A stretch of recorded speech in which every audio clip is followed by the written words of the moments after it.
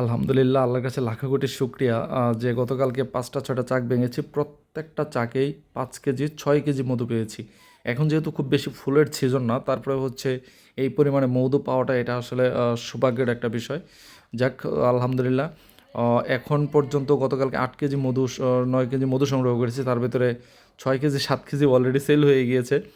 যা আমি কিছুক্ষণ পরে হচ্ছে ফেসবুকে স্টেপ বাই স্টেপ পোস্ট করব।